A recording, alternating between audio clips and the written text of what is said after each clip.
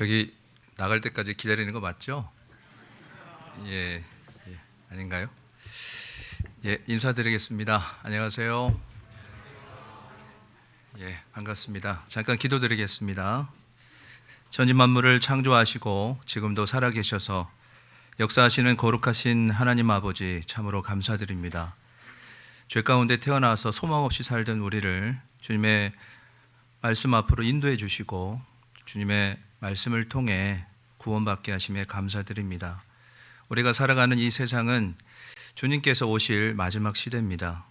주님이 곧 오실 여러 가지 징조들을 우리에게 보여주셨습니다.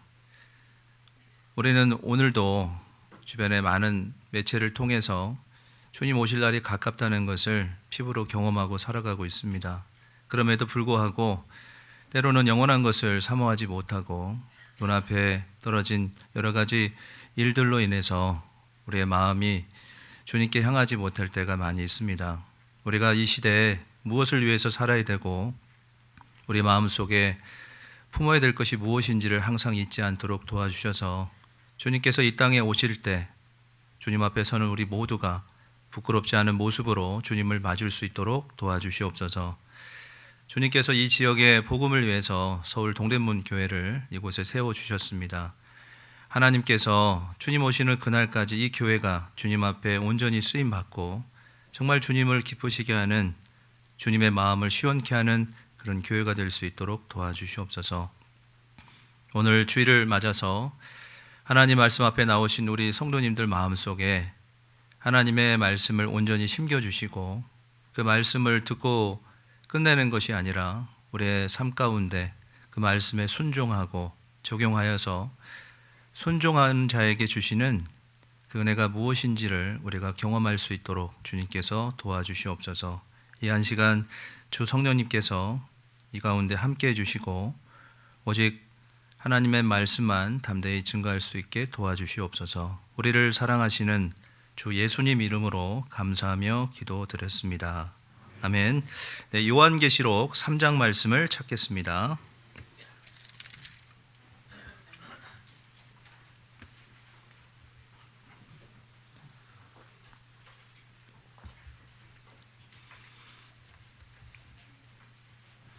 예, 요한계시록 3장 14절로 18절까지 말씀입니다.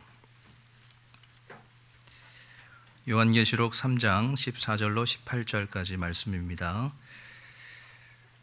제가 짝수절은 제가 읽고요. 홀수절은 우리 형제 자매님들께서 읽어주시고 마지막 18절은 같이 읽도록 하겠습니다. 제가 먼저 읽어 올리겠습니다. 라오디게아 교회의 사자에게 편지하기를 아멘이시오 충성되고 참된 증인이시오 하나님의 창조의 근본이신 이가 가라사대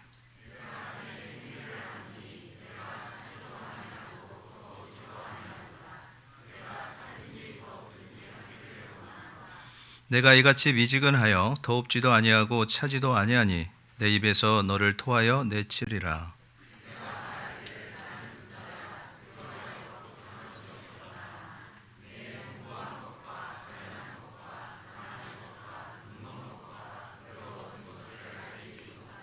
네, 함께 읽겠습니다.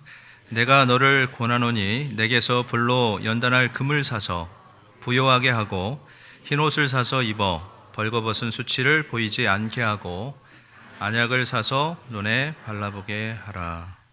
예, 다시 한번 인사드리겠습니다. 안녕하세요. 예, 서울 동대문교회 형제자매님들 반갑습니다. 이렇게 주일 아침에 얼굴을 직접 뵙고 이렇게 말씀을 나누게 돼서 정말 개인적으로 기쁜데요. 전도인 돼서 좋은 것 중에 하나가 이렇게 전국에 있는 성도님들을 주일 아침에 이렇게 뵐 수 있다는 게 가장 좋은 점 같습니다. 벌써 지금 완연한 봄이 돼서 이제 날씨가 여름을 향하는 것 같은데 주변에 꽃들이 많이 피어 있잖아요. 혹시 꽃 보십니까?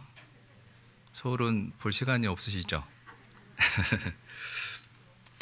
저하고는 인사했으니까 그 나태주 시인의 들꽃이라는 시를 인용해서 인사를 한번 해보도록 하겠습니다. 저를 한번 따라해 보세요.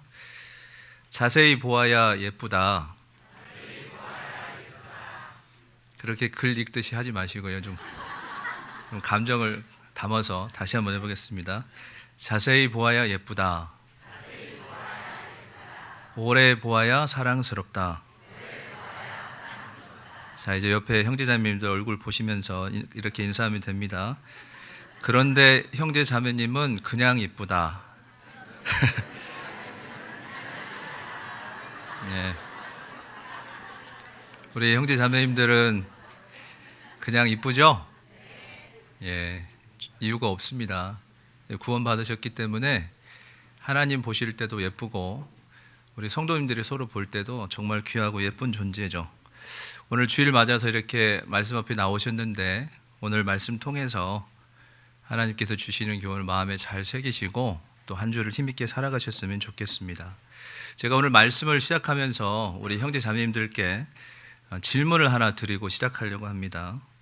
우리 형제 자매님들께서는 구원받은 후에 신앙생활을 해오시면서 하나님 앞에 가장 간절했던 때가 있었습니까? 기억나세요? 하나님, 제발 이 기도를 꼭 들어주십시오. 하나님, 정말 이 사람이 구원받지 않으면 저는 정말 가슴이 미어져서 죽을 것 같습니다.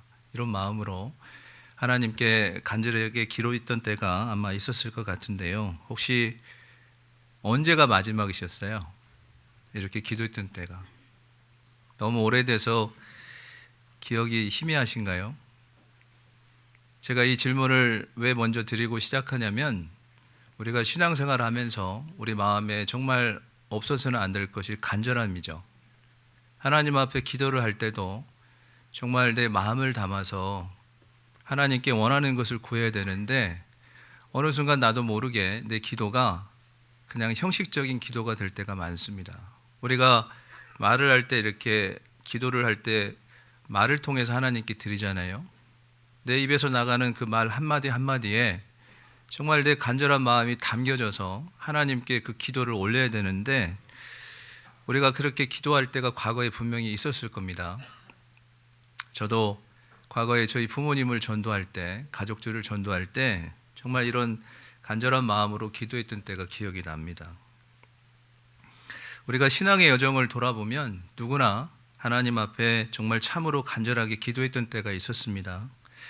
구원받지 못한 가족들을 떠올리면서 정말 절박하고 간절한 마음으로 하나님께 눈물을 흘리면서 그렇게 기도했던 때가 있었을 거라고 생각됩니다. 세상에 다른 것들에게 곁눈질하지 않고 정말 오로지 하나님만 바라보면서 하나님께 그 가족들의 구원에 대해서 해주시라고 그렇게 매달렸던 때가 분명히 있었습니다. 그런데 이 안타깝게도 내 생활에 이제 시간이 점점 흘렀죠. 시간이 흐르면서 그 핍박받던 시간들도 점점 이제 교회에 나가도 된다고 인정을 받기 시작합니다. 그리고 내 삶이 과거에 비해서 이제 편안해지고 풍족해지면서 그 뜨거웠던 그 간절한 마음이 내 마음에서 점점 식어가기 시작하죠. 우리 시대는 너무 풍족한 나머지 간절함을 잃어버리는 그런 시대입니다. 우리 형제자매님들 마음만 봐도 과거에 비해서 내가 지금 하나님 앞에 더 간절하다 이렇게 말할 수 있는 분 계십니까? 과거에 비해서 많은 것들이 편해졌잖아요. 풍족해졌죠. 그리고 하나님께 당장 기도하지 않으면 과거에는 받을 수 없는 것들을 이제는 내가 모아놓은 재산으로, 내가 모아놓은 것으로, 인맥으로 모든 것들을 해결할 수 있는 그런 시대가 되다 보니까 어떤 어려운 일이 겪어졌을 때 하나님 앞에 먼저 무릎을 꿇고 간절히 기도하기보다는 내 방법으로 모든 것을 해결하려는 그런 마음을 우리가 갖고 살아가게 됩니다. 만약 누군가가 저에게 목사님 이 시대에 필요한 게 뭘까요? 이렇게 물어보신다면 저는 단연코 간절함이다. 간절함을 회복하는 게 중요합니다. 이렇게 말씀을 드릴 것 같습니다. 오늘날 이 교회의 모습을 보면 외형적으로 정말 화려하고 모든 시스템을 완벽하게 갖추고 있잖아요. 과거의 교회의 모습에 비유하면 정말 비교할 수 없을 정도로 많은 좋은 것들을 가지고 우리가 신앙생활을 하고 있습니다. 지금처럼 모여서 풍성한 말씀도 듣고 또 즐겁게 교제도 나누고 봉사도 하고 찬양도 부르고 하나님께 헌금도 드리지만 정작 하나님 앞에서 마음을 찢는 그런 간절함은 우리 시대에 찾아보기가 정말 어려워졌어요. 모든 것이 넉넉하지만 영적인 간절함은 텅 비어버린 그런 시대, 안타깝게도 그런 시대가 바로 우리 교회의 현 주소입니다. 우리 교회의 현재 모습이라고 말씀드릴 수 있어요. 오늘 우리가 읽은 이 본문 말씀은 라오디게아 교회의 모습에 대해서 말씀하고 있습니다. 이 요한계시록 2장하고 3장에는 7개의 교회를 설명하고 계시죠. 이 7개의 교회는 각 시대별 교회의 모습을 비유로 말씀하신 중요한 말씀입니다. 그런데 맨 마지막에 7번째 교회가 바로 라오디게아 교회인데요. 이 7번째 교회는 주님이 오시기 직전 마지막 시대의 교회의 모습입니다. 그러니까 이 라오디게아 교회의 모습은 지금 현재 우리 교회의 모습이다 이렇게 말씀드려도 과언이 아니죠. 라오디게아 교회는 어떤 교회였어요? 육신적으로는 부족한 것이 하나도 없는 교회였습니다. 그리고 아주 부유한 교회였죠. 겉으로 봤을 때는 남 부러울 것이 없을 정도로 완벽해 보였을지 모르지만 하나님께서 그 교회를 평가하실 때 전혀 다른 평가를 하셨어요. 어떤 평가를 하셨죠? 영적으로 아주 가난하고 가련한 그런 교회다 이렇게 평가를 내리셨죠. 이게 풍요로우나 송을 텅 빈 그런 라오디게아 그런 모습이 지금 우리 교회의 모습하고 너무나 비슷하게 닮아 있다는 겁니다. 오늘 읽었던 요한계시록 3장 14절 15절 말씀을 제가 천천히 다시 읽어 올리겠습니다. 라오디게아 교회의 사자에게 편지하기를 아멘이시오 충성되고 참된 증인이시오 하나님의 창조의 근본이신 이가 가라사대 내가 내 행위를 아노니 내가 차지도 아니하고 더웁지도 아니하도다 내가 차든지 더웁든지 하기를 원하노라. 이게 라오디게아 교회의 모습이거든요. 예수님이 재림하기 직전에 있는 교회의 모습이 이런 모습이 될 것이라고 말씀하고 있습니다. 주님께서는 그들의 행위를 아신다고 말씀하시면서 뭐라고 말씀하셨어요? 네가 차지도 않고 덥지도 않다. 이 말은 무슨 얘기입니까? 미지근하다는 얘기잖아요. 완전히 세상에 속한 것도 아니고 그렇다고 완전히 신앙적이지도 않고 그냥 어중간한 중간 상태죠. 양쪽에 발을 다 걸치고 있는 그런 상태입니다. 하나님 보실 때 분명하게 색깔이 없는 그런 신앙을 갖고 있는 거죠. 회색지대 아십니까? 흑도 아니고 백도 아닌 중간지대 있잖아요. 왜 중간지대 있죠? 중간지대가 편하거든요. 그런데 안타깝게도 이 모습이 우리 현 교회의 모습과 비슷하다는 거예요. 이 라오디게아 성도들은 일상이 물질적으로 너무 넉넉하고 풍요로웠기 때문에 육신적으로 부족함이 없는 그런 교회였잖아요. 하나님이 육신적인 그런 축복을 주는 것 당연하고 그것 또한 하나님이 주신 축복이라고 말씀할 수 있는데 그들은 하나님이 왜 이런 부유함을 줬을까 이런 생각을 깊이 했어야 되는데 그런 생각을 하지 않았던 것 같습니다.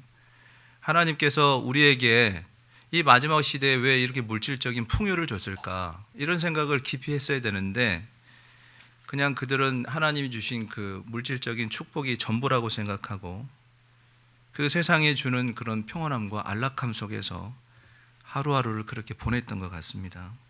그러다 보니까 어떤 결과가 나왔어요? 자기들 마음속에 은연중에 이런 생각이 든 겁니다. 아니 하나님 없이도 평안하게 살 수 있네 이런 생각이죠. 하나님 없이도 사는데 지장이 별로 없구나 이런 생각을 갖게 된 거예요. 이거 착각이잖아요. 구원받은 사람이 하나님 없이 평안할 수 있습니까? 하나님 없이 사는데 지장 없을 수 있어요. 그런데 라오디게아 모습이 이와 같았습니다. 내 삶에 아쉬울 것이 없이 삶이 너무 편안하고 안락하다 보니까 굳이 하나님 앞에 무릎을 꿇고 기도할 일이 없어진 거예요. 우리 시대하고 비슷하죠. 우리도 어려운 일 있으면 하나님께 먼저 무릎 꿇습니까? 아니면 내 방법으로 먼저 합니까? 나한테 어떤 질병이 찾아왔어요. 그러면 하나님께 먼저 기도하세요? 아니면 내 병에 대해서 잘 고칠 수 있는 병원과 의사를 먼저 찾습니까? 의사하고 병원을 먼저 찾지 않아요? 그 병을 고치는 게 의사가 아니지 않습니까?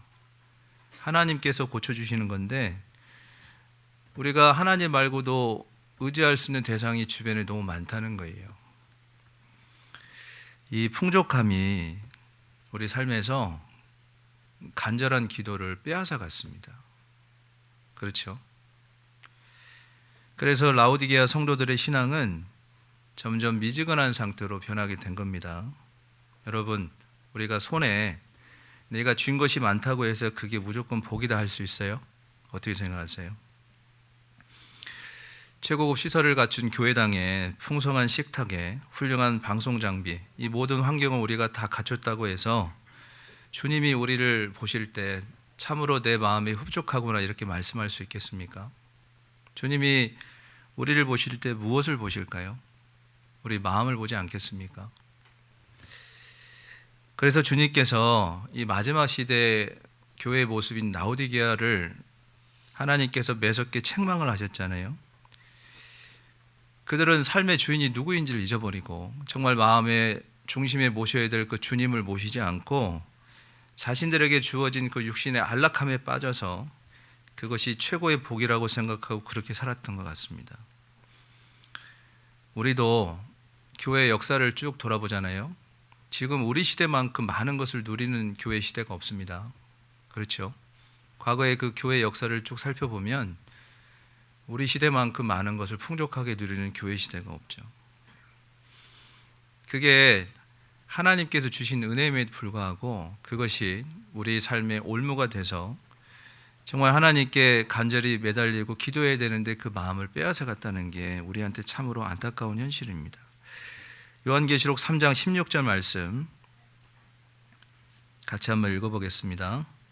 내가 이같이 미지근하여 더웁지도 아니하고 차지도 아니하니 내 입에서 너를 토하여 내치리라. 이거 되게 무서운 경고잖아요. 하나님께서 이 경고를 할 때 두려운 마음으로 이 경고를 받아야 됩니다. 내 입에서 너를 토하여 내친다고 말씀하셨죠. 이 말씀은 주님께서 이 라오디게아 교회를 통해서는 받을 것이 하나도 없구나 이렇게 말씀하신 것 같습니다. 하나님께서 교회를 통해서 받을 게 하나도 없다. 이 말만큼 무서운 게 없잖아요. 우리가 음식을 먹을 때 음식을 갑자기 탁 뱉는 경우가 있어요. 언제 음식을 뱉습니까? 그렇죠. 상했을 때. 그리고 잘못된 음식이 내 입에 들어오면 본능적으로 그걸 뱉어내잖아요. 만약에 음식이 깨끗하고 맛있고 내 몸에 유익하다면 뱉을 이유가 있겠어요? 하나님께서 토하여 내친다고 말씀하셨어요. 하나님이 그 교회를 통해 받을 게 없다는 얘기입니다. 신앙생활은 주님하고 함께하는 게 신앙생활이잖아요. 그런데 주님께서 내 삶에서 받을 것이 하나도 없다, 취할 것이 없다는 말만큼 정말 안타까운 말이 없습니다.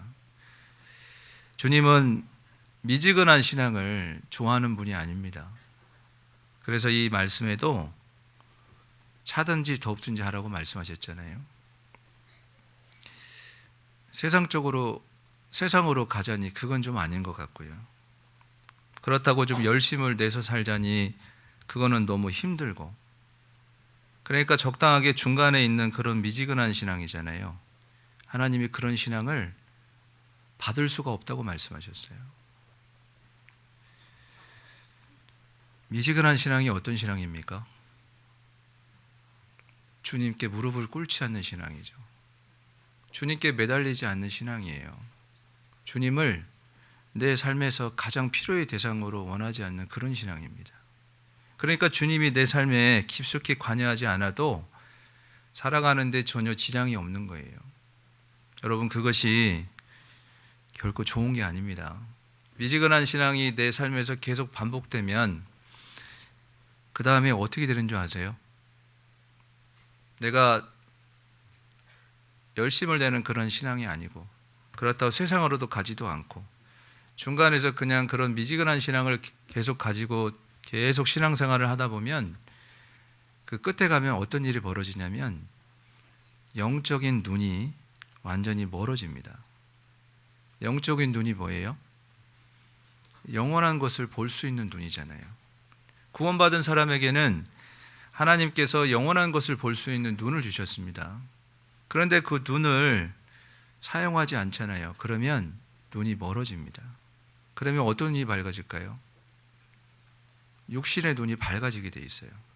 그러니까 구원받은 사람이 영원한 것을 소망하고 영원한 것을 위해 사는 것이 아니고 육신의 눈이 밝아져서 육신을 위해 사는 것을 최고라고 생각하는 겁니다. 이게 라오디게아 교회의 모습이었습니다. 그래서 이 라오디게아 성도들은 육신의 눈이 멀어져서 하나님께서 그들의 잘못된 모습을 책망할 때 그들이 이렇게 대답을 했어요. 여기 17절 보겠습니다. 내가 말하기를 나는 부자라 부요하여 부족한 것이 없다 하나, 같이 읽어보겠습니다. 내 공고한 것과 가련한 것과 가난한 것과 눈먼 것과 벌거벗은 것을,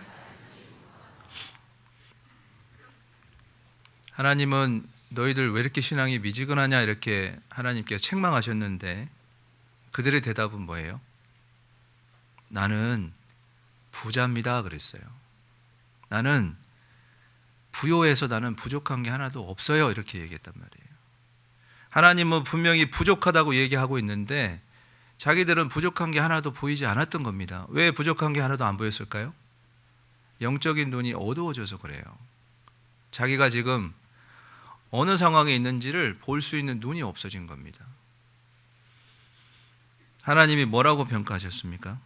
내 곤고한 것과 가련한 것과 가난한 것과 눈먼 것과 벌거벗은 것을 알지 못하는구나 그랬습니다.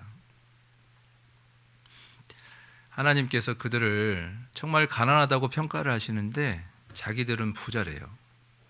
누구 말이 맞는 거예요? 라오디게아 성도들 말이 맞는 겁니까? 아니면 하나님 말씀이 맞는 겁니까? 하나님 말씀이 맞잖아요. 그런데 철저하게 자기 착각 속에 살아가고 있어요. 그러면서 자기는 부자라고 부족한 게 없다고 자랑을 하고 있지 않습니까? 여러분, 정상적인 신앙 같으면 하나님이 말씀을 통해서 책망하실 때 그거를 받아들이는 게 정상이잖아요. 하나님이 항상 옳다는 걸 전제로 우리가 신앙생활 하지 않습니까? 하나님의 말씀은 항상 옳잖아요. 그러니까 하나님이 말씀하시면 내가 뭐가 잘못됐는가를 돌아봐야 되는데 자기들이 부자라고 부족한 게 없다고 이렇게 얘기를 하고 있습니다. 하나님이 미지근한 신앙에서 벗어나라. 너는 지금 부자가 아니고 가난하다 이렇게 얘기할 때 내가 하나님 앞에 왜 이런 평가를 받을까 하고 자기 자신을 돌아봐야 되지 않습니까? 정상적인 신앙 같으면 주님, 제가 처음 주님을 만났을 때는 제가 이렇게 미지근한 상태가 아니었는데 제가 어쩌다 이렇게 됐는지 모르겠습니다. 이렇게 나오는 게 정상이죠. 주님께서 저를 구원하신 것이, 구원하신 목적이 지금 이 모습이 아닐 텐데 하나님 정말 죄송합니다 이렇게 나오는 것이 그게 정상적인 신앙이잖아요. 그런데 이들은 그렇게 하나님께 엎드리지 않고 부자라고 얘기를 하고 있습니다. 영적인 소경이 된 거죠. 영적인 눈이 멀어진 겁니다. 제가 미지근한 신앙이 계속되면 어떤 현상이 벌어진다고 그랬어요? 영적인 눈이 어두워집니다. 그래서 자기 자신을 볼 수가 없어지는 거예요. 이 모습이 내 모습이 아닌가 생각해 보셔야 됩니다. 지금 이 라오디게아의 모습이, 이 성도들의 모습이 내 모습이 아닌가 생각해 보셔야 돼요. 나는 그래도 주일 안 빠지고 나오잖아. 나는 그래도 나름대로 열심히 하고 있어. 그게 내가 말하는 내 만족이 아니고 하나님의 평가가 그래야 되지 않겠습니까? 내 삶이 편해지고 아쉬운 것이 없어질 때 가장 먼저 찾아오는 위기가 뭔지 아세요? 기도가 사라집니다. 기도. 내 삶이 편해지고 아쉬운 게 없어지면요, 기도가 사라지게 돼 있어요. 기도를 하기는 하는데 간절한 기도가 사라집니다. 아마 우리 성도님들 기도 다 하실 거예요. 그런데 간절한 기도가 내 마음속에 진심으로 나옵니까? 지금 지옥으로 가고 있는 가족들 보면서 내 마음에 정말 하나님께 가슴 치면서 눈물을 흘리는 그런 기도가 나와요? 기도는 하긴 하죠. 가족들 위해서. 그런데 하나님이 원하시는 그런 기도는 아니잖아요. 하나님, 정말 제 가족들이 구원 못 받으면 저는 정말 죽을 것 같다는 그런 마음이 있잖아요. 그런 갈망하는 마음이 있지 않습니까? 하나님께 정말 매달리는 그런 기도가 내 삶에 있는가 생각해 보셔야 됩니다. 제가 이렇게 상담을, 이제 전도이다 보니까 상담을 참 많이 하잖아요. 상담을 하면서 가장 안타깝게 느껴지는 것이 그거예요. 하나님을 삶에서 전적으로 의지하는 마음들이 점점 사라지고 있다는 겁니다. 하나님 말고도 내가 가진 방법으로 얼마든지 해결할 수 있다는 그런 생각을 갖고 사시는 것 같아요. 그러다 보니까 하나님이 내 삶에서 정말 내가 어려운 일, 아주 극복하기 어려운 일 말고는 하나님이 필요가 없다는 그런 생각들을 갖고 계신 것 같습니다. 반면에 요한계시록 2장에는 분위기가 전혀 다른 교회를 하나님께서 소개하시는데 바로 서머나 교회입니다. 2장 9절을 한번 찾아보겠습니다. 요한계시록 2장 9절, 같이 읽어보겠습니다. 내가 내 환난과 궁핍을 아노니 실상은 내가 부요한 자니라. 자칭 유대인이라 하는 자들의 회방도 아노니 실상은 유대인이 아니요 사단의 회라. 여기 보시면 이 서머나 교회는 당시 극심한 환난과 지독한 궁핍 가운데 있었습니다. 그러니까 세상 사람들이 봤을 때 아이고, 예수 믿으면서 저렇게 핍박도 저렇게 많이 받고 참 불쌍한 교회구나. 외형적으로 보여질 때는 정말 이 서머나 교회만큼 불쌍한 교회가 없었어요. 그런데 하나님이 뭐라고 말씀하셨습니까? 실상은 뭐라고 되어 있어요? 네가 부요한 자다 그랬어요. 세상 사람들이 봤을 때, 외형적으로 봤을 때는 그들이 정말 가난하고 힘든 교회였지만 하나님이 영적으로 봤을 때는 그 교회가 어떤 교회였어요? 부자였습니다. 라오디게아 교회가 부자가 아니고요, 서머나 교회가 부자였어요. 왜 하나님께서 이렇게 두 교회를 놓고 엇갈린 평가를 하셨을까요? 이 서머나 교회하고 마지막 시대인 우리 교회의 모습인 이 라오디게아 교회하고 이 두 개의 교회를 놓고 평가가 완전히 엇갈리잖아요. 왜 이렇게 엇갈린 평가가 생겼죠? 이 서머나 교회의 성도들은 정말 환난과 핍박을 많이 받았기 때문에 매 순간 하나님께 의지하지 않고는 하루를 살아가기 힘들었어요. 하루하루 살 때 하나님이 도와주지 않으면 하루를 버티기가 어렵습니다. 그러니까 당연히 어떻게 했겠어요? 하나님께 간절하게 무릎을 꿇을 수밖에 없는 거예요. 그러니까 환난과 궁핍 가운데 있었지만 그들은 매 순간 하나님께 간절하게 정말 진심을 다해서 기도를 할 수밖에 없었던 그런 상황이었습니다. 그런데 라오디게아 교회는 어때요? 고난과 궁핍이 사라지고요, 풍족함이 주어지니까 어떻게 됐습니까? 아쉬울 게 없잖아요. 하나님께 구하지를 않았습니다. 이 차이는 간절함의 차이예요. 서머나 교회는 하나님께 정말 간절히 기도를 했던 교회였고, 라오디게아 교회는 너무 풍족하고 편안한 나머지 하나님께 그렇게 기도하지 않았습니다. 제가 물질적 풍요는 하나님께서 주시는 복이라고 말씀드렸습니다. 그러니까 이 시대에 우리가 그 가진 물질을 가지고 해외의 복음을 아주 힘있게 전하지 않습니까? 그런데 이 물질이 또 우리한테 어떤 어려움을 주는 거예요? 신앙을 넘어뜨리는 올무가 된다고 말씀드렸죠. 내가 내 삶에 편안함과 안락함을 계속 누리기 시작하면 가장 중요한 하나님 앞에 간절한 마음이 사라지게 되어 있습니다. 요즘 성도님들 다 기도하잖아요. 근데 기도할 때 사력을 다해서 기도한다는 말 들어보셨습니까? 사력이 뭐예요? 목숨과 온 힘을 다 짜내서 하는 게 그 기도지 않습니까? 신앙생활 하시면서 정말 하나님께 사력을 다해서 기도해 본 적 있으세요? 그런 적 있습니까? 그거는 사도 바울이나 어떤 모세나 특별한 사람만 그렇게 기도를 하는 게 아니고 구원받은 하나님의 자녀가 마땅히 해야 될 게 사력을 다해서 하는 기도 아니겠어요?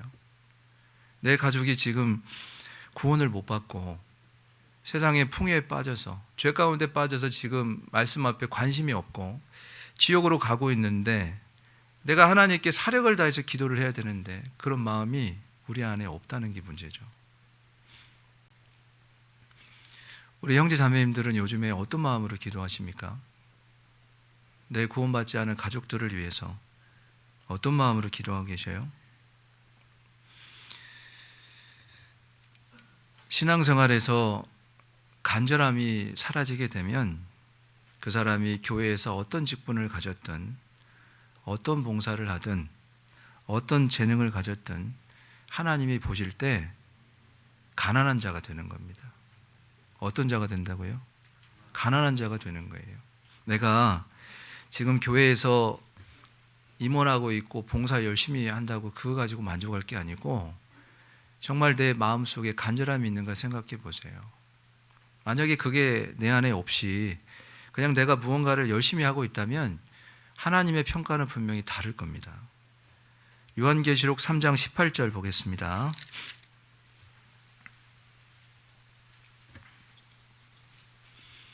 요한계시록 3장 18절 같이 읽어보시죠. 내가 너를 권하노니 내게서 불로 연단할 금을 사서 부요하게 하고 흰옷을 사서 입어 벌거벗은 수치를 보이지 않게 하고 안약을 사서 눈에 발라 보게 하라. 여기서 이 금은 믿음을 상징하죠. 그런데 그냥 금을 사서 이렇게 말씀하지 않고 앞에 뭐가 붙어 있어요? 불로 연단한 금이라고 되어 있죠. 이 금이 믿음을 상징하는데 그러면 앞에 불로 연단한 믿음 이런 뜻이죠. 무슨 믿음이죠? 시련을 받는 믿음, 환난을 겪는 믿음이죠. 환난 가운데 있는 그런 믿음을 얘기하는 겁니다. 그걸 사서 부요하게 하고 흰 옷을 사서 입어라. 이건 뭐예요? 구원받은 자답게 살고 벌거벗은 수치를 보이지 않게 하고 안약을 사서 눈에 발라보게 해라. 무슨 뜻이죠? 말씀을 통해서 너의 어두워진 눈을 밝혀라 이런 말입니다. 누구한테 하신 말씀이에요?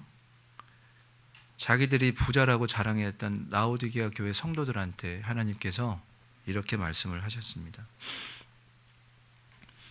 그래서 시련을 받는 믿음, 환난 가운데, 고난 가운데 있는 그런 믿음을 가진 사람은 신앙생활에 항상 뭐가 있냐면 간절함이 있어요. 뭐가 있다고요? 간절함이 있습니다. 그래서 시련과 환난을 받는 사람은 하나님께 구할 때도 대충 구하지 않습니다. 어떻게 구할까요? 하나님께 정말 간절히 구하게 돼 있어요. 하나님, 저 영혼 지옥 가면 안 됩니다. 제발 좀 도와주세요. 그렇게 가슴을 치면서 기도하게 돼 있습니다. 기도를 할 때도 하나님이 이거 해주시지 않으면 정말 저는 아무것도 할 수 없다고 오직 하나님만 바라보는 그런 기도를 하잖아요. 하나님께 능력을 구할 때도 하나님, 저는 부족한 사람이에요. 하나님이 도와주지 않으면 저는 아무것도 할 수 없습니다. 이런 기도를 하게 되는 겁니다. 그런데 우리 시대 그리스도인들은 간절함이 없이 의무적으로 기도할 때가 많습니다. 우리 형제 자매님들 혹시 기도하실 때요, 내가 어떤 희생을 감수하더라도 내가 어떤 대가를 치르더라도 하나님이 이거 주신다면 저는 어떤 희생이든 대가든 치르겠습니다 하고 그런 마음으로 기도한 적이 있으세요? 하나님, 우리 가족만 구원받을 수 있다면 저는 어떤 희생이든 어떤 대가를 저는 치를 준비가 되어 있습니다. 이런 마음 있으십니까? 그런 마음 없이 기도해서 가족들이 구원받을 수 있겠습니까? 내 마음에 희생을 치를 마음이 없고 우리 가족이 구원을 받을 수 있다면 내가 어떤 대가를 치르서라도 대가를 치르겠다는 그런 마음 없이 하나님께 기도를 하는데 그 기도가 응답이 될 수 있겠습니까? 그래서 요즘에 그리스도인들은 수백 번, 수천 번, 아니 응답될 때까지 기도하는 것을 어려워해요. 기도를 어떻게 합니까? 기도 딱 한 번, 두 번 하고 응답받기를 원하죠. 그런 기도 응답이 있어요, 없어요? 없지요? 다 아시잖아요. 그런데 요즘에 그리스도인은 어때요? 한 번, 두 번 기도하고 응답되면은 감사하고 안 되면 그냥 안 돼도 어쩔 수 없고. 이게 문제가 뭐냐면 응답이 안 돼도 큰 문제가 없다고 생각하는 게 그게 문제인 거죠. 지금 내 사랑하는 가족들의 그 영혼을 마귀가 자기 품에 품고요. 지금 지옥으로 가고 있는데 그 마귀가 마음속에 품었던 그 영혼, 내 사랑하는 가족의 영혼을 빼낼 때 기도 2번으로 되겠습니까? 기도 그냥 형식적으로 한두 번 해서 될 것 같아요. 그런 일은 없습니다. 요즘에 그 인스턴트 신앙이라고 들어보셨어요? 한국 사람들 좋아하는 게 뭐예요? 빨리빨리 좋아하죠. 그러니까 기도도 딱 2번 만에 응답 바로 돼야 됩니다. 근데 그런 일은 제가 없다고 말씀드렸어요. 하나님이 그렇게 버튼 누르면 바로바로 주는 그런 분은 아닙니다. 하나님은 내 마음이 간절해질 때까지 그냥 두시는 분이에요. 그러니까 가장 좋은 방법은 뭐예요? 내가 그런 마음으로 하나님께 기도를 하는 것이 중요한 겁니다. 그래서 기도를 1년 이상 수십 년 동안 정말 그걸 놓고 간절히 기도하기가 참 쉽지 않은 거죠. 특히 한국 사람들은 기다리는 거 어려워하죠.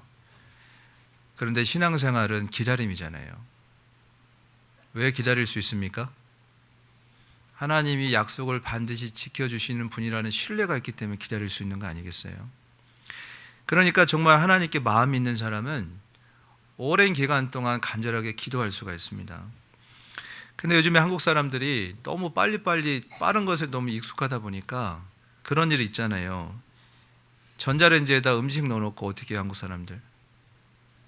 다른 나라 사람들은 거기 앞에 서서 안 본답니다. 근데 그 음식 돌아가는 거 그거를 보고 있어요. 근데 그것도 3분 눌러놓고 3분 기다리는 사람이 거의 없습니다. 중간에 뚜껑을 반드시 한번 열게 돼 있어요. 그래야 안 그래요? 아니 거기 3분 서가지고 왜 그걸 보고 있냐고요. 예? 왜 중간에 뚜껑을 왜 여는 거예요? 이게 그 3분도 못 기다리는 그런 마음이 있습니다. 지금은 그런 자판기가 없지만 예전에 동전 100원, 200원 넣어서 밀크커피 나오는 그 자판기 있죠. 거기다 동전 넣으면요 종이컵이 땅그랑 나오잖아요. 그때부터 손을 거기다 넣어놓고 있는 사람이 있어요. 그래요 안 그래요? 제가 정확히 알고 있죠. 아니 그거 손을 거기다 왜 넣어놓는 거예요 도대체? 아니 그거 커피 나오면 그거 빼는데 몇 초밖에 안 걸렸는데 그 손을 왜 거기다 넣어놓고 있냐고요. 예? 그리고 요즘에 우리 형제 자매님들 대집회할 때요. 대집회할 때 목사님이 이제 거의 끝날 때 되면 약간 그 말 어투가 좀 마무리할 것 같다는 그런 느낌이 들잖아요. 그럼 뭐 하십니까 그때? 성경을 다 덮고요. 가방을 다 싸놓습니다. 그리고 엉덩이는 반쯤 들려 있어요 지금. 기도 끝나면 바로 튀어나가려고. 그렇게 가봐야 몇 분이나 빨리 가시겠어요? 한 5분 빨리 가겠습니까? 근데 사람들이 제가 우스갯소리 말씀드렸는데 그 정도로 기다리기가 참 어려운 시대인 것 같아요. 그러니까 하나님께 오랜 시간 정말 싸우듯이 하나님께 매달리듯이 기도하기가 참 쉽지가 않습니다. 근데 우리 시대는 분명히 아셔야 될 게 죄가 너무 강력하잖아요. 마귀도 지금 자기가 지옥에 들어갈 날이 가깝다는 거 압니다. 우리도 지금 마지막 시대 징조를 보고 예수님 오실 때가 가까운 걸 아는 것처럼 마귀도 그걸 알고 있어요. 그럼 마귀는 뭐 할까요? 자기 지옥에 들어갈 날이 가까우니까 뭐 하겠어요? 한 사람이라도 더 넘어치려고 하지 않겠습니까? 그러니까 더 강력한 죄를 더 마음속에 넣지 않겠어요? 그렇게 마귀는 마지막까지 최선을 다해서 노력을 하고 있는데 우리 형제 자매님들은 어떤 노력을 하고 계세요? 우리 가족들을 위해서, 구원받지 않은 그 불쌍한 영혼들을 위해서 무엇을 하고 계십니까? 이 시간에 기도에 대한 생각을 좀 바꿔보셨으면 좋겠습니다. 내가 사랑하는 그 영혼을 놓고 정말 하나님께 간절하게 기도했던 때가 언젠가 한번 생각해 보세요. 제가 기도를 잘해서 제가 잘나가지고 이런 말씀 드리는 거 아닙니다. 저도 제 자신을 보면 과거에 비해서 하나님 앞에 그렇게 간절하게 기도했던 마음이 과거 같지 않다는 게 있어요. 제 스스로도 그렇게 느낍니다. 저도 부끄럽고 저도 잘하는 게 없지만 같이 잘 해보자고 말씀드리는 겁니다. 왜냐하면 우리 시대에 정말 중요한 게 없어지고 있기 때문에 그렇습니다. 저도 과거에 저희 부모님 전도할 때요, 정말 오랜 시간 전도해도 전도가 안 되는 거예요. 그러면 어떻게 되죠? 가슴이 너무 아프잖아요. 수양회를 가려고 확답도 받지 않았는데 명찰부터 일단 등록부터 먼저 했습니다. 그래가지고 수양회장 딱 가잖아요. 사람은 안 오고 명찰만 와 있어요. 명찰만. 그런 경험 해보셨죠? 제 동생 명찰, 저희 아버지, 어머니 명찰만 덩그러니 와 있지 사람이 없어요. 그러면 그 명찰 볼 때 어떤 마음 들어요? 마음이 아프지 않겠어요? 제가 신앙이 어릴 때는 하나님한테 막 싸우면서 하나님께 기도했습니다. 하나님, 제가 하나님께 뭐 큰 거 바라는 것도 아니고 하나님이 원하시는 그 영혼 구원받는 거 이거 원하는데 하나님이 왜 이렇게 하시자고 막 하나님께 따지면서 그렇게 기도했던 때가 있었습니다. 근데 그렇게 하면 안 되잖아요. 하나님이 다 때가 되고 하나님 그분이 때가 됐을 때 해주시는 건데 저는 그 때를 제가 만들려고 하다 보니까 그런 막 잘못된 기도를 했던 것 같은데 그만큼 하나님께 그렇게 기도할 만큼 마음에 간절함이 있었습니다. 왜 사람들이 하나님께 그렇게 간절히 기도한지 아세요? 하나님께 기도하는 방법 말고는 그분께 기대는 방법 말고는 영혼을 건질 방법이 없어요. 그렇지 않습니까? 우리가 가족 전도하려고 가서 밥도 사주고 선물도 하잖아요. 근데 그거보다 더 중요한 게 뭐예요? 밥 사주고 선물 사주고 용돈 주면 그게 전도입니까? 그거보다 더 중요한 게 뭐예요? 식어져 있는 내 마음을, 그 영혼을 바라보는 내 마음을 하나님께 먼저 회개하고 바꾸는 게 그게 순서 아니겠습니까? 제가 대학을 다닐 때 저희 그 신입생 자매들 중에 그 어릴 때 초등학교 때 이제 구원을 받은 분이 계셨습니다. 근데 그분만 특이하게 부모님들 따라서 나온 게 아니고요. 선생님이 전도해서 나온 거예요. 초등학교, 중학교, 고등학교를 거쳐서 대학교가 돼서도 계속 교회를 나오니까 이 아버지가요 이제 본격적으로 핍박을 하기 시작했습니다. 성경책 다 찍고요. 집에 못 들어오게 문을 잠궈서 집에 못 들어가고 밖에서 잔 적도 있고 심지어 어느 날은 아버지가 죽으라고 목까지 조렸습니다. 자기 그때 막 이제 20살 된 그런 대학생이잖아요. 자기 아버지가 죽으라고 목을 졸랐을 때 어떤 기분일 것 같아요? 만약 요즘에 대학생들한테 그렇게 하면요 아마 교회 안 나올 대학생 많을 겁니다. 근데 그 자매가 어떻게 했냐면 울면서 학교 교재에 나왔었어요. 그리고 그 많은 형제 자매들 앞에서 울면서 기도 부탁을 했습니다. 우리 아버지 너무 불쌍하다고, 우리 아버지 구원받게 좀 기도해 달라고. 그렇게 기도를 할 때 그걸 듣잖아요, 앞에서. 그러면 제 마음이 어떨 것 같아요? 저희 아버지가 아닙니다. 저하고 아무런 피가 섞인 분이 아니란 말이에요. 그런데도 불구하고 그 자매가 눈물을 흘리고 기도 부탁할 때 정말 내 아버지 전도하는 마음으로 하나님께 그렇게 간절하게 기도가 됐어요. 그렇게 강박했던 분이 시간이 지나서 구원을 받고 교회 안에 계십니다. 한번 생각해 보세요. 자기 아버지가 자기 목을 막 죽으라고 졸일 때 그 자매 어떤 생각 들겠어요? 우리 아버지는 안 될 것 같아, 이런 생각 안 하겠습니까? 그런데 그렇게 강박했던 아버지가 구원을 받고 교회 안에 계시는 이유는 왜 그래요? 저는 그 자매가 정말 하나님께 간절히 기도했기 때문이라고 생각합니다. 제가 학교 다닐 때 저를 비롯해서 많은 분들이, 부모님들이 구원을 안 받은 형제 자매들이 많았습니다. 다 핍박을 받고 신앙생활을 했어요. 그런데도 끝까지 포기하지 않고 그 아버지 전도하고 같이 기도하는 가운데 지금 제가 시간이 흘러서 제가 이제 전도인 되고 이제 포항으로 갔잖아요. 광주 교회에서 신앙생활을 했는데 광주에 있는 성도님들 볼 일이 없잖아요. 수양관을 갔는데 저랑 같이 대학을 다니던 후배 형제님을 만났습니다. 궁금하잖아요. 그때 그분 아버님 어떻게 됐냐 물어봤더니 그때 기도했던 분들이 다 구원을 받으셨어요. 그때 그 자매님, 아버님, 어머니 어떻게 됐냐 다 구원받고 교회 안에 계십니다. 그리고 심지어는 그때 전도하려고 모시고 온 경우도 있었어요. 그때가 정말 오래전 시간이잖아요. 근데 그렇게 강박했던 분들이 구원을 받고 교회 안에 있는 이유가 왜 그렇습니까? 전도하는 분의 그 마음에 간절함이 있어서 그렇다고 저는 생각합니다. 그분들의 특징이 뭐냐면 하나님 말고는 다른 방법이 없다 이렇게 생각하는 거예요. 여러분 우리가 신앙생활 할 때 어떤 일이 벌어지잖아요. 내 방법으로 하기 전에 하나님께 먼저 기도하는 습관을 들여야 됩니다. 요즘에 교회 학교 아이들한테 안타까운 게 뭔지 아세요? 아이들이 하나님께 스스로 기도해서 얻어본 적이 별로 없습니다. 왜 그럴까요? 아이들이 기도하기 전에 부모가 그냥 앞에다 갖다 놔요. 아이가 하나님께 기도해서 얻어봐야 그 경험을 해봐야 하나님께 기도를 계속할 수 있는데 아이가 하나님께 기도하기 전에 부모가 알아서 미리 앞에서 다 장애물을 다 치워버립니다. 제가 억지로 얘기하는 거예요? 아니죠.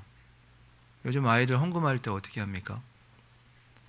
자기가 용돈 중에 정말 아껴서 하나님께 드리는 그런 마음보다도 엄마가 주는 용돈을 그대로 갖다 헌금통에 집어넣습니다.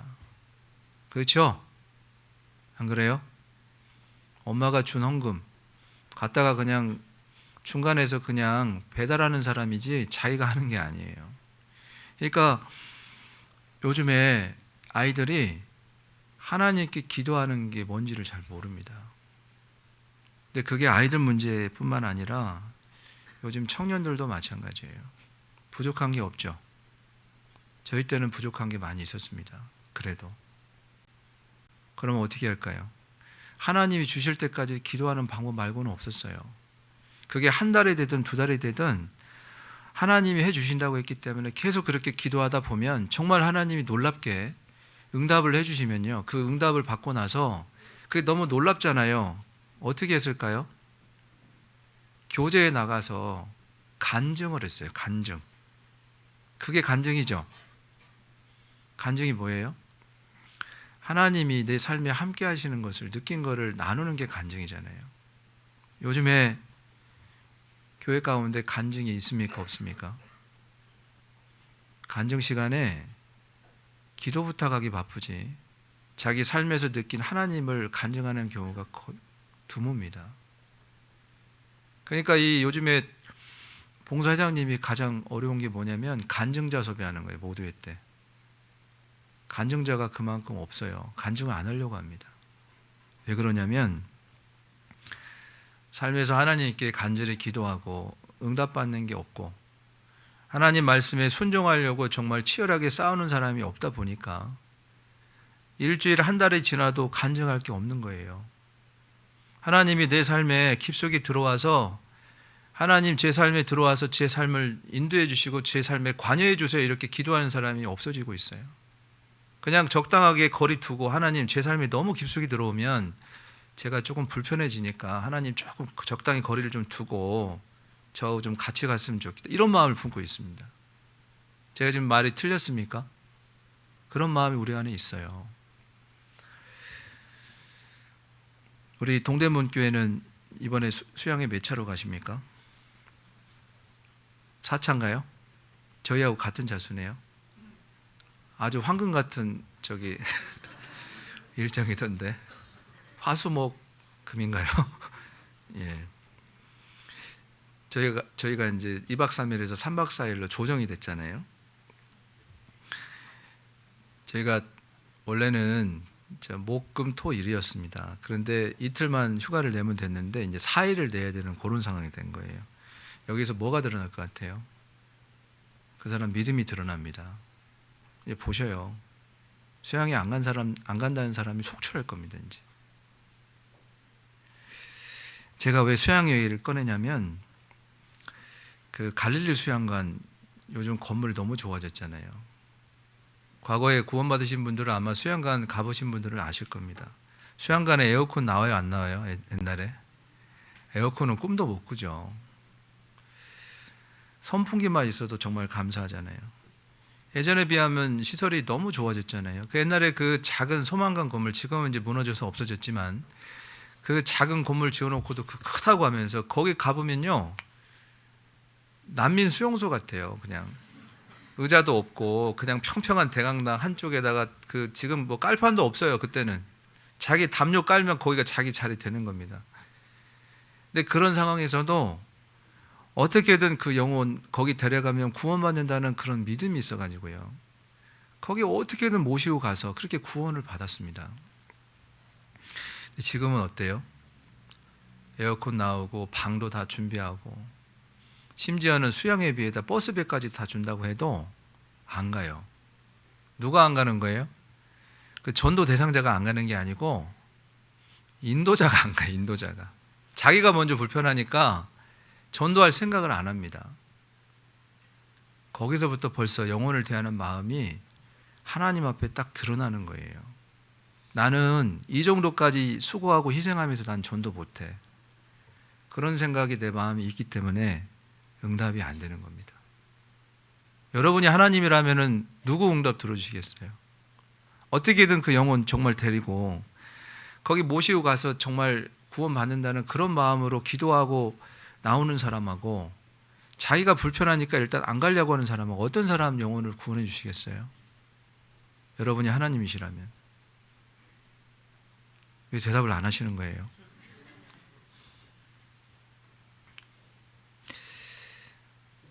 우리 마음이 예전 같지 않습니다. 3일을 굶은 아이에게 이 빵 한 조각은 얼마나 간절하겠어요. 3일을 굶었으니까. 그런데 배가 부른 아이한테 이 빵 한 조각은 어때요? 3일을 굶은 아이하고 배가 부른 아이한테 이 빵 한 조각은 의미가 달라요. 그렇죠? 우리는 어떤 사람이 되어야 됩니까? 3일을 굶은 아이처럼 갈급함이 있어야 돼요. 하나님이 이거 주지 않으면 저는 다른 방법 없다, 죽는다는 그런 마음이 우리 안에 있어야 됩니다. 잠언 8장을 한번 찾아보겠습니다.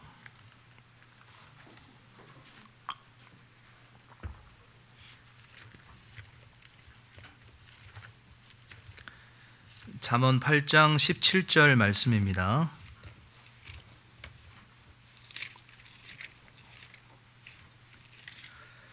잠언 8장 17절.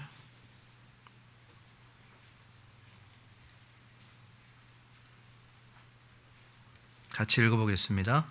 나를 사랑하는 자들이 나의 사랑을 입으며 나를 간절히 찾는 자가 나를 만날 것이니라. 여기 뒤에 구절에 보시면 나를 찾는 자가 만난다고 안 돼 있습니다. 뭐라고 돼 있어요? 잘 보세요. 뭐라고 돼 있습니까? 나를 간절히 찾는 자가 만난다, 이렇게 돼 있어요. 우리 교회가 물론 지금도 복음이 전해지지만 지금보다 과거가 복음이 더 활발하게 전해진 건 사실이잖아요. 과거에 복음이 활발하게 전해지고 정말 주님을 뜨겁게 사랑하고 교제를 그 누구보다도 사모했던 시절이 과거였습니다. 지금하고는 좀 달라졌잖아요. 과거에는 성도님들 특징이 뭐였냐면 말씀에 갈급함이 있었어요. 어떻게 하면 말씀을 내 마음에 좀 채울까? 어떻게 하면 말씀을 더 들을 수 있을까? 이런 마음이 있었습니다. 지금처럼 뭐 유튜브가 있었던 것도 아니잖아요. 그때는 오직 들을 수 있는 방법이 테이프였어요. 테이프, 카세트 테이프. 카세트 테이프 잘 모르죠? 여기 앞에 계신 분들. 그 카세트 테이프 그거 언제 샀어요? 이게 설교가 딱 끝나고 가면 방송실에서 그때 엄청 바빴잖아요. 그 테이프를 수백 개를 막 만들어야 됩니다. 그 기계에다 막 돌려가지고 만들어서 식사하고 딱 오면은 안대실에서 그걸 2,000원 주고 팔았거든요. 그거를 구입해 가지고 들을 수 있는 게 말씀이 그거밖에 없으니까 그거를 카세트에 넣어 가지고요. 그게 늘어질 때까지 들었어요. 근데 지금은 어때요? 지금은 유튜브에 들어가 보면 말씀 많죠. 뭐 목사님 검색하면 다 나오고 주제 검색하면 다 나오고 내가 들을 수 있는 말씀 그리고 또 정말 그 요약을 딱 해가지고요. 또 말씀을 아주 짧게 그냥 듣기 좋게 그렇게까지 다 만들어 놓습니다. 근데 문제는 뭐냐면 그렇게 풍족한데 내 마음에 말씀이 없어요. 영양실조에 걸린 성도님들이 많습니다. 과거에는 들을 수 있는 그 하나밖에 없었는데도 그 마음에 그렇게 풍족함이 있었어요. 그래서 그분들이 실제로 말씀을 붙잡고 살아가면서 간증했던 그 간증만 앉아서 들어도요, 마치 설교 한 편 들은 것처럼 나도 하나님이 저런 분이구나, 나도 저런 자매, 형제 자매 저런 상황 오면 나도 저렇게 해야 되겠구나, 그걸 배우는 게 그게 교제 시간이었습니다. 요즘에는 말씀이 그렇게 많아도요, 말씀을 듣지 않죠. 그리고 어떻습니까? 듣다가 내 스타일에 안 맞으면요, 한 1, 2분 듣다가 꺼버려요, 그냥. 왜냐하면 들을 게 너무 많잖아요. 그리고 영혼을 전도할 때도 정말 간절하게 기도했습니다. 힘을 다해서 전도하고요. 그런데 지금은 그런 모습들이 점점 사라지고 있잖아요. 우리가 이렇게 주일 말씀을 들으면 마음에 감동이 있고요. 내가 잘못 살면 자기 마음을 치고 하나님께 결단하는 시간이었어요. 주일 말씀 시간이. 그리고 저 현관문을 나갈 때 내가 오늘 이거 반드시 한다, 그런 마음으로 나갔습니다. 근데 요즘은 어때요? 말씀 듣고 저 현관문 여는 순간 어때요? 휘발유 증발하듯이 말씀이 싹 증발해 버리죠.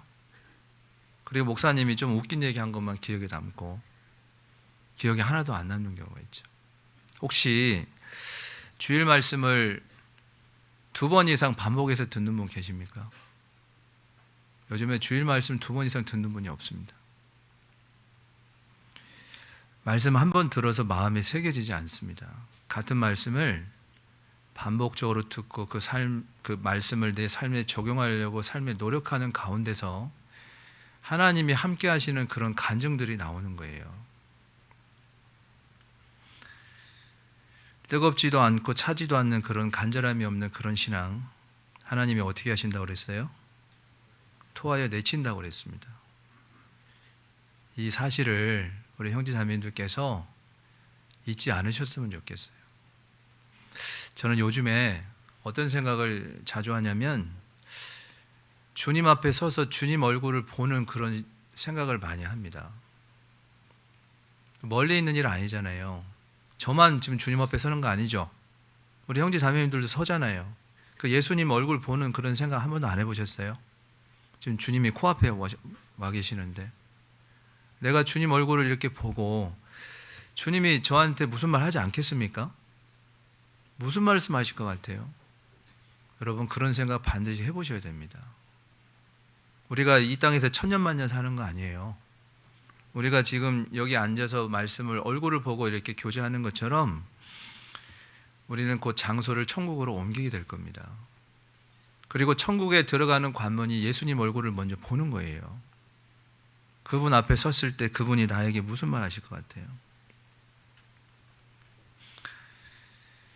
내 마음에 혹시 간절함이 없다, 매사에 기력이 없고 열정이 없고 하나님께 기도를 해도 뭔가 뜨겁지 않고 기도를 했는데 뭔가 확신도 안 들고, 만약에 그런 상태라고 한다면 여러분, 마음을 바꾸셔야 됩니다.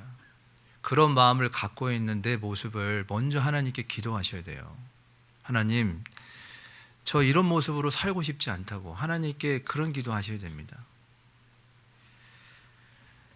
이 세상에서도 그 전 세계 경영자들이 가장 존경하는 경영자 중에 그 일본 회장이 하나 있는데요.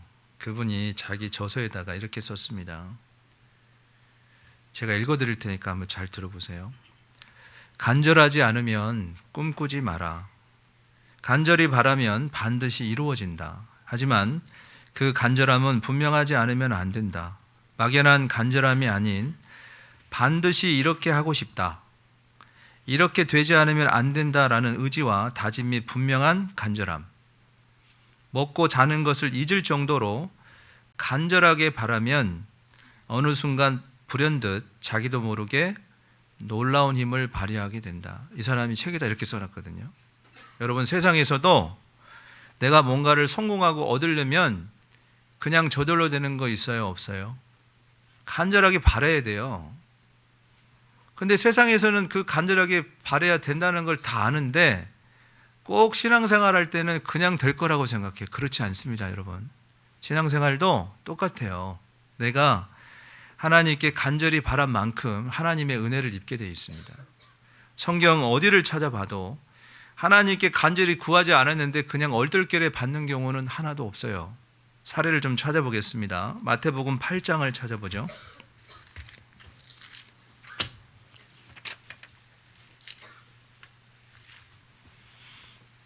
마태복음 8장 1절 2절입니다.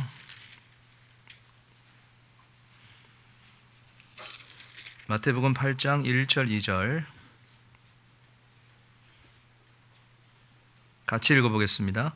예수께서 산에서 내려오시니 허다한 무리가 조춘이라. 한 문둥병자가 나와서 절하고 가로되 주여 원하시면 저를 깨끗게 하실 수 있나이다 하거늘.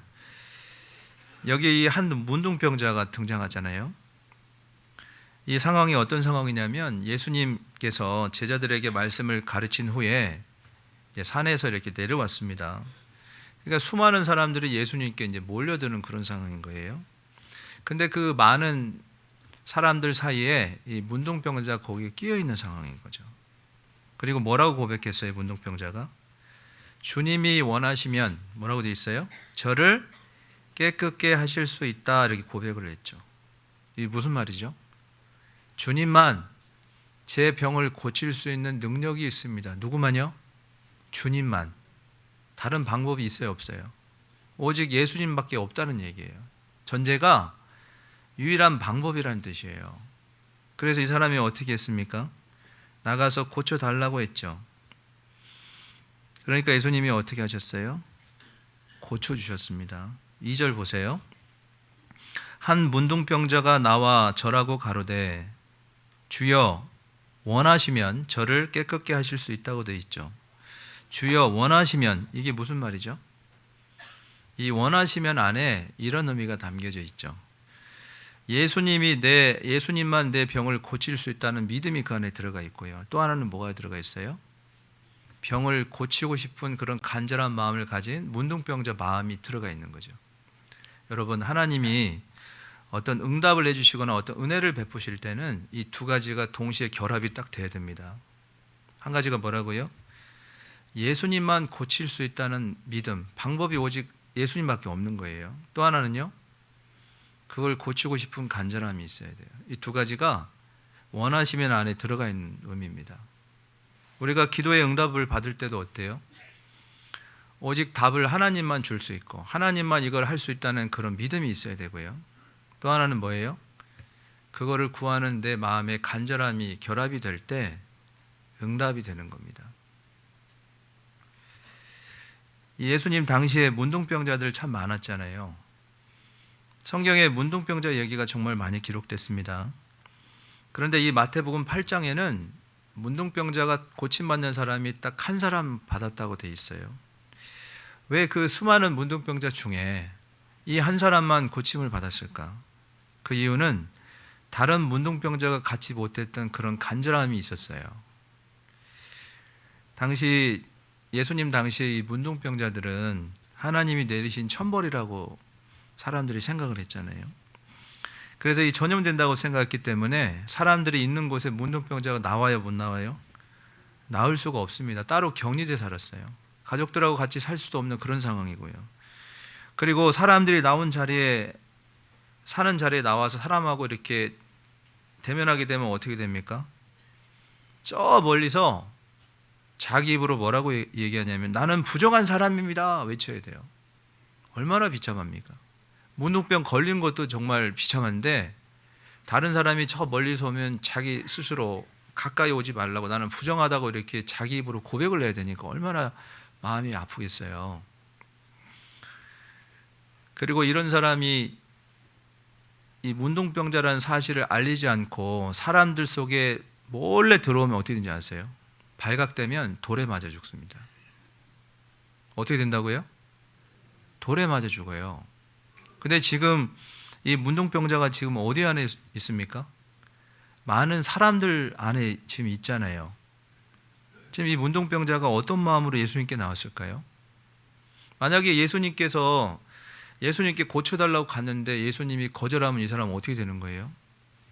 돌에 맞아 죽습니다. 그 자리에서. 그러면 이 사람은 예수님께 나올 때 어떤 마음으로 나온 거예요? 자기 목숨을 걸고 나왔어요. 자기가 죽을 수도 있다는 걸 알고 각오를 하고 예수님께 나온 겁니다. 그럼 예수님이 이 문둥병자 마음 봤을까요? 안 봤을까요? 봤겠죠. 죽을 각오를 하고 나오는 그 문둥병자를 안 고칠 수 있겠습니까? 그냥 버려둘 수 있겠어요? 예수님께서 이미 문둥병자 마음에 거기에 나오는 걸 다 이미 아시고 계셨을 겁니다. 다른 문둥병자들이 그렇게 많이 있었지만 유독 이 사람만 고침을 받을 수 있었던 것은 자신의 목숨을 내놓고 병을 고치고자 하는 그런 간절함이 있었기 때문에 예수님께서 고쳐주신 거죠. 저를 따라해 보세요. 간절함의 크기가 기도의 결과를 만든다. 우리 형제 자매님들이 가지고 있는 그 간절함의 크기가 내 기도의 결과를 만들 수 있는 겁니다. 마가복음 7장 한번 찾아보시죠. 마가복음 7장 26절입니다. 마가복음 7장 26절.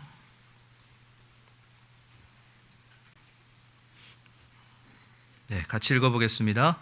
그 여자는 헬라인이요 수로보니게 족속이라 자기 딸에게서 귀신 쫓아 주시기를 간구하거늘. 여기 마가복음 7장 26절에 수로보니게 족속이라고 돼 있잖아요. 근데 이 마태복음 한번 또 찾아보시죠. 마태복음 15장 21절입니다.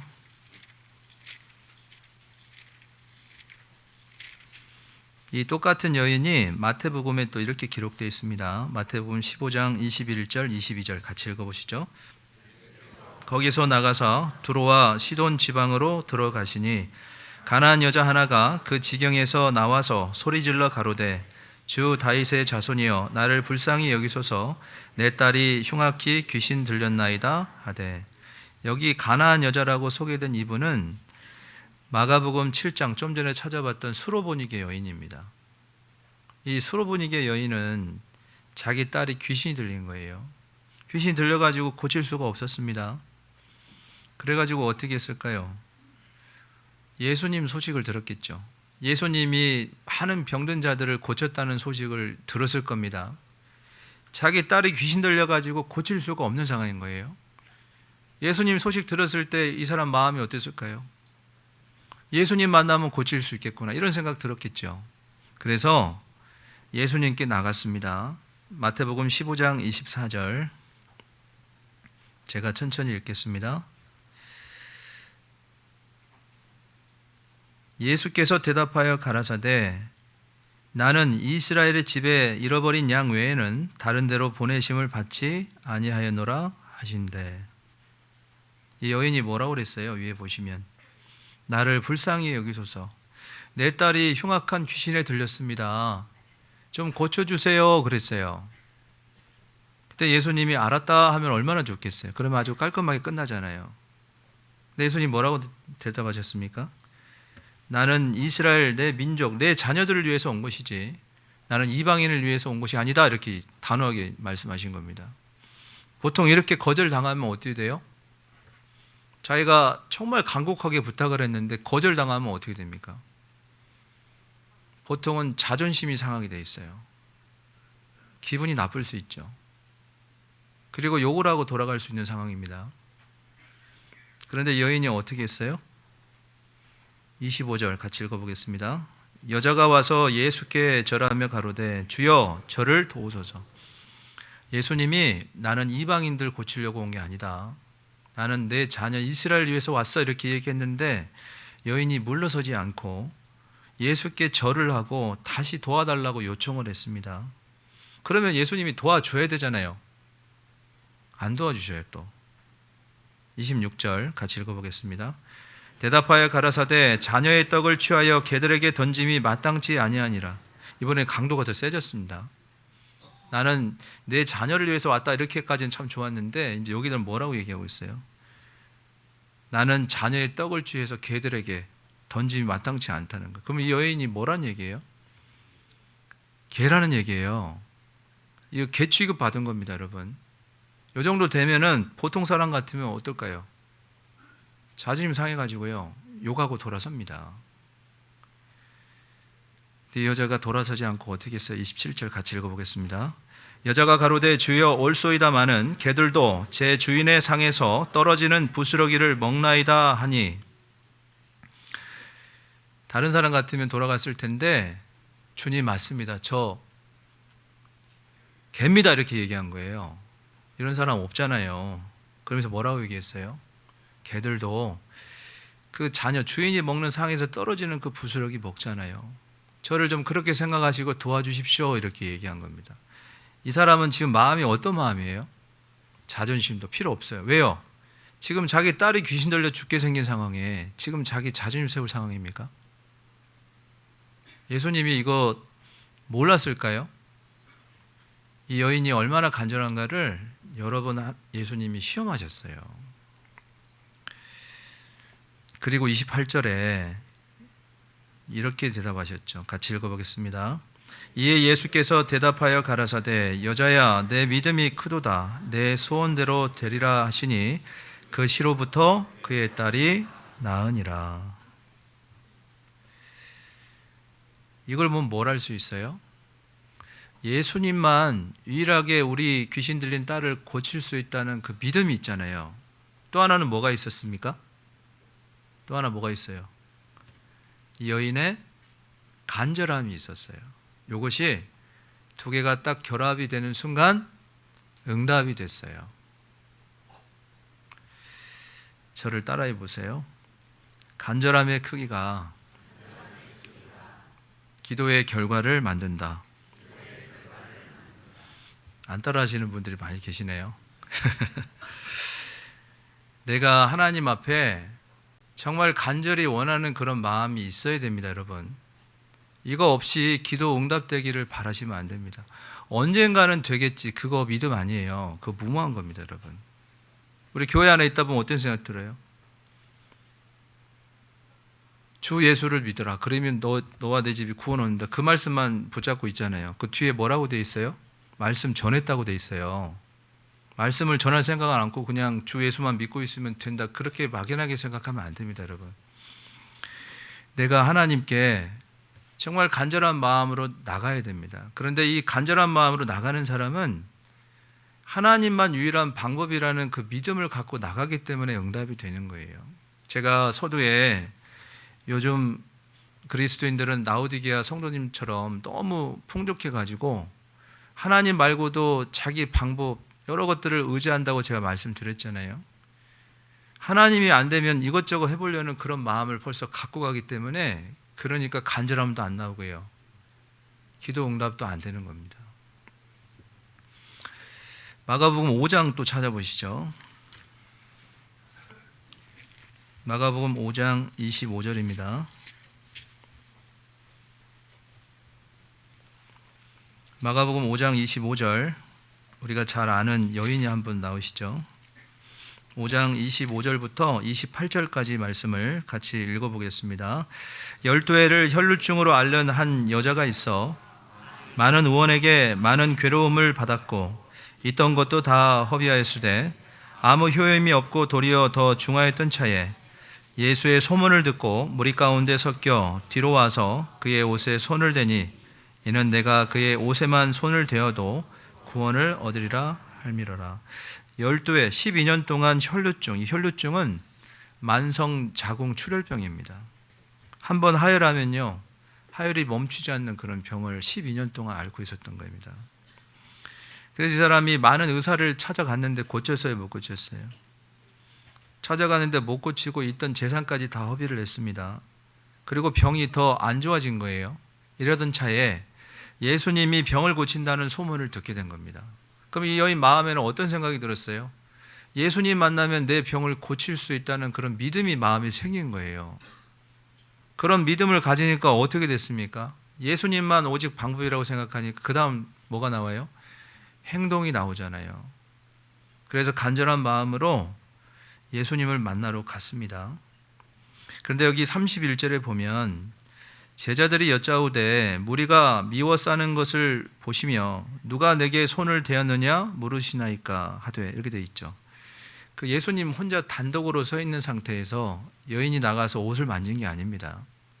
많은 군중 사이에 쌓여가지고요, 예수님 옷깃에 손이 닿는 사람도 있고요, 예수님 몸에 손이 닿는 사람들이 분명히 있었을 거예요.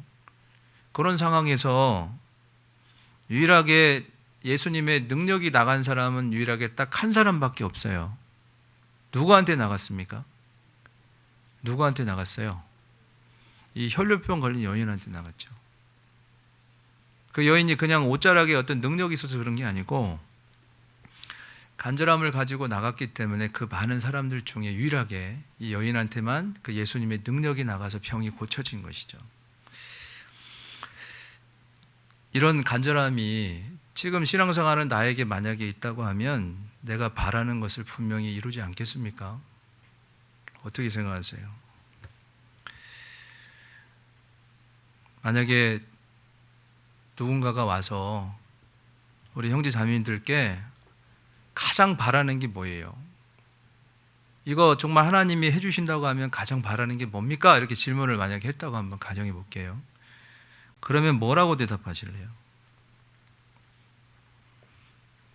가족들 구원받는 겁니다, 이렇게 얘기할 분이 많이 계실 겁니다.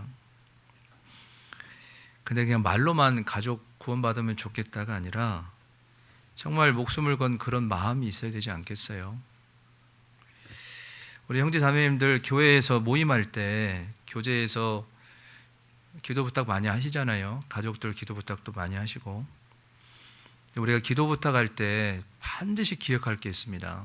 뭘 기억해야 되냐면 기도 부탁은 내용 전달이 아니에요. 기도 부탁은 사실 보고가 아닙니다. 그 사람 나이 몇 살이고 직장 뭐고 이런 사람입니다, 그 보고하려고 앞에 선 게 아니잖아요. 기도 부탁은 뭡니까? 내 마음이, 이 영혼을 바라보는 내 마음이 이렇게 간절하다는 그 간절함을 전하는 시간이 기도 부탁이지, 나와서 사실 보고하고 나와서 내용 전달하는 그게 기도 부탁이 아니잖아요. 제가 그 아까 목을 졸랐던 그 자매님 그 아버지 기도 부탁할 때 그 자매님이 나와서 저한테 뭘 전달해 줬어요? 내용 전달한 게 아닙니다. 저는 그 자매가 기도 부탁할 때 그 간절함이 제 마음에 그냥 깊숙이 들어왔어요. 그래서 기도해달라고 하지 않아도 길을 가다가도 기도가 저절로 됐단 말이에요. 왜 그렇습니까? 그 자매님이 가지고 있는 그 간절함이 제 마음에 전달이 됐다니까요. 그러니까 제가 못 견디겠어요. 너무 안타깝고 그 아버지가 너무 불쌍하고요. 정말 구원 받았으면 하는 그런 마음이 제 마음에 자동으로 일렀다고요. 그게 기도 부탁인 겁니다. 기도 부탁은 노트에 적는 거 아닙니다. 정말 그 간절함이 전해지잖아요. 내 노트에 적지 않아도 내 마음에 깊숙이 적어져요. 그래서 길을 가다가도 생각이 나서 기도하게 되고요. 세수를 하다가도 생각이 나고 기도를 진심으로 하게 됩니다. 내가 누군가를 기도 부탁할 때 그냥 사실 보고하거나 내용 전달하게 되면 그 기도 부탁을 듣는 형제 자매도 딱 그 수준밖에 기도를 할 수가 없어요. 맞습니까? 그런데 정말 앞에 나와서 정말 그 영혼을 놓고 간절하게 기도하는 그 하나님을 바라보는 그 마음을 보면 나도 모르게 기도가 저절로 되게 돼 있습니다.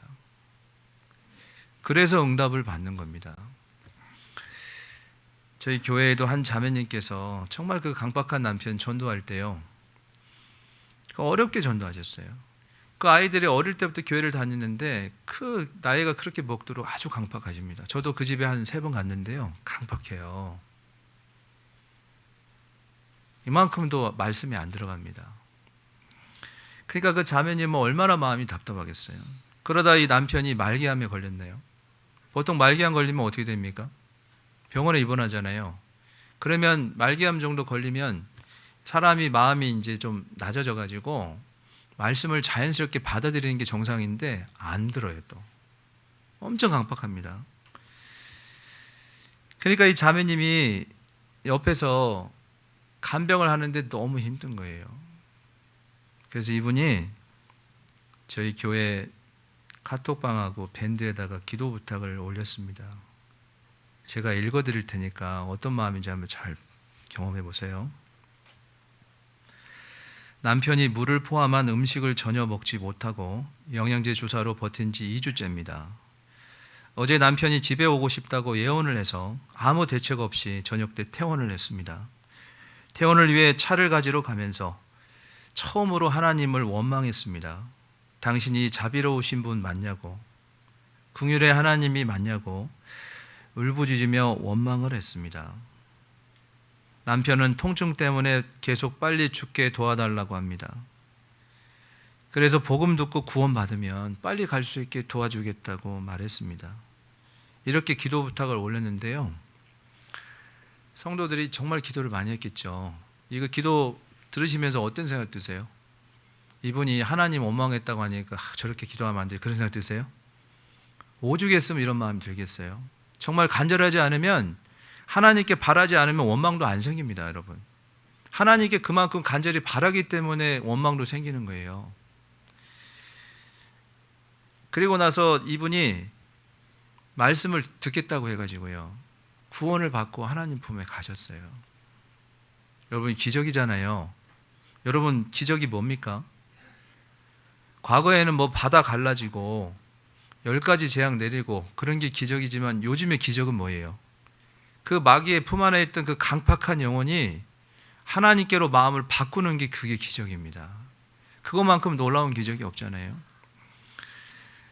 우리 형제 자매님들, 이 기도 부탁에서 뭐가 느껴지세요? 정말 이 영혼 좀 구원해 달라는 그런 간절함 안 느껴지십니까? 이걸 듣고 기도가 안 될 사람이 있겠어요? 간절함이 기적을 만들어냈어요. 우리가 신앙생활 할 때 내 마음에서 간절함이 사라지면 그 사람은 신앙생활에 뭐가 되냐면 구경꾼 됩니다. 여러분, 구원받은 사람은 선수가 돼야 돼요? 구경꾼이 돼야 돼요? 선수가 돼야 되잖아요. 근데 왜 구경꾼이 되죠? 마음에 간절함이 없어져서 그런 겁니다. 신앙의 간절함을 잃어버리면 그 사람 신앙은 죽어가고 있는 거예요. 내 마음이 지금 간절함이 없다, 영혼을 봐도 마음이 뜨겁지 않고 불쌍한 마음도 없고 눈물 한 방울 안 나온다고 하면 지금 내 신앙은 정상이 아니고 죽어가고 있다, 이렇게 생각하시면 됩니다. 간절함을 잃어버리면 하나님 보실 때 숨쉬고 살아있지만 죽은 거나 똑같은 거예요. 왜냐? 그 사람의 삶을 통해서는 아무 능력이 나타날 수가 없어요. 하나님이 내 삶을 통해 뭔가를 하시고자 하는 일을 할 수가 없다는 거예요. 요한계시록 3장에 기록된 라오디게아 성도들 모습이 어땠습니까? 간절함이 사라진 채로 자신들에게 주어진 그 풍족함과 안락함에 빠져가지고 적당하게 미지근하게 그렇게 신앙생활하고 있지 않았습니까? 그러니까 하나님께 구하지도 않고요, 뜨겁지도 않고 차지도 않고 적당하게 그냥 신앙생활 하다가 주님 만나러 가야 되겠다, 그런 마음을 갖게 된 거 아니겠어요? 우리가 그 말씀에서 기억해야 될 부분이 토하에 내친다, 너의 삶을 통해서 내가 받을 게 하나도 없다는 그 말씀을 우리가 경고로 삼으셔야 됩니다. 지금 내 신앙의 모습이 혹시 그 교회의 모습과 같지 않은가를 돌아보셔야 돼요. 주님 오실 때가 가깝잖아요. 내 가족들 지금 구원 받아야 되지 않습니까? 지금 나한테 가장 필요한 게 뭐예요? 간절한 마음을 다시 회복하는 거 아니겠습니까? 내 마음이 그런 마음이 없다면 오늘 저녁에 하나님께 먼저 무릎을 꿇고 내 마음이 어쩌다 이렇게 됐는지, 그리고 내가 왜 이렇게 살고 있는지에 대한 하나님 앞에 회개부터 해야 되지 않을까 생각이 됩니다. 정말 내 삶에 놀라운 기도 응답을 받기를 원하신다면 이 간절함을 회복하셔야 돼요. 이 간절함의 크기가 어떻게 된다고요? 기도의 결과를 만든다고 말씀드렸잖아요. 이 간절함을 회복하려면 첫 번째, 자기의 미지근한 신앙을 돌아보고 하나님 앞에 회개하고 결단하셔야 됩니다. 마귀는 저 뒤에 있는 교회 문을 열고 나가는 순간 다 잊어버리게 만들지만, 내가 이 순간 하나님 앞에 정말 마음의 결단을 하면 절대 잊혀지지 않게 돼 있는 거예요. 두 번째는, 내가 고민하고 있는 이 문제는 오직 하나님만 하실 수 있고 하나님께 답이 있다고 믿어야 돼요. 그런 믿음이 있어야 됩니다.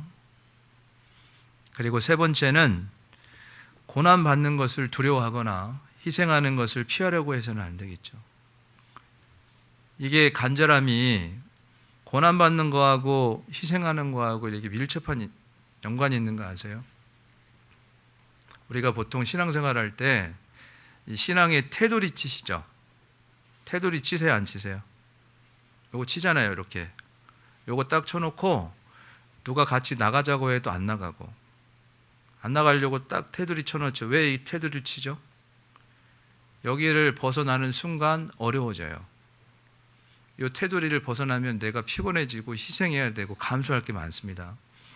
그러니까 딱 거기 피곤해지지 않는 그 선 안에서 테두리를 딱 쳐놓고 절대로 안 나가요. 그런데 그 테두리를 깨고 나가야, 익숙한 환경에서 벗어나야 하나님께 기도가 됩니다. 내가 편하고 익숙한 환경에 있다 보면 하나님께 절대로 기도가 안 되게 돼 있어요.